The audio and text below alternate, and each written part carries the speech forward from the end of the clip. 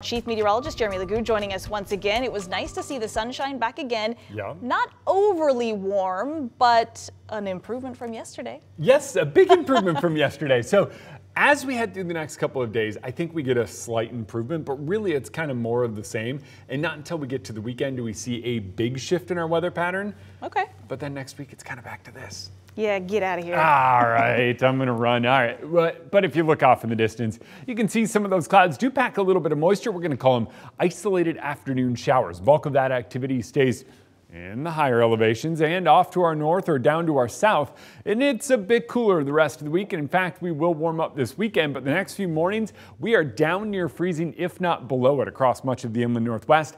Afternoon highs likely in the low 50s, but look at Saturday and Sunday. We'll top out near 60 each day. And with that, our overnight lows will trend a bit warmer, but believe it or not, that's closer to that average high temperature for this time of year than we are right now. Ugh. All right, so we have this big atmospheric trough overhead. That big trough plays a role. We've talked about this repeatedly this spring. You get that cold air overhead, you get those higher lapse rates, you get the pop-up afternoon showers, and you also get some of that cold to make its way down to the surface. So we wind up a bit cooler than what is average, but with a higher sun angle and with, well, longer days and melting snow, our ground still gets up to near 50 degrees each day, and that gives us those pop-up afternoon showers. Bulk of those staying down to our south with the low itself sitting over Portland and moving through there. But for now, it's those scattered pop-up showers. Each morning will be a little drier than we are each afternoon, and then each afternoon we'll see a few of those pop up and then eventually work their way out and then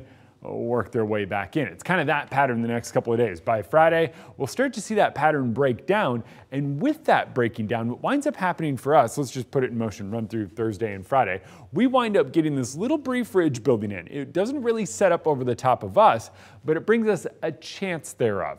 By Sunday, unfortunately, it looks like the return of moisture to parts of the inland northwest as we catch a wave of energy coming off a low sitting out at sea. But for the most part, it does warm up in the longer range. By next week, when we set up another trough and another storm moving in, notice it's mid-50s instead of low 50s and upper 40s. So we're slowly warming up, but our average high this time of year, 56.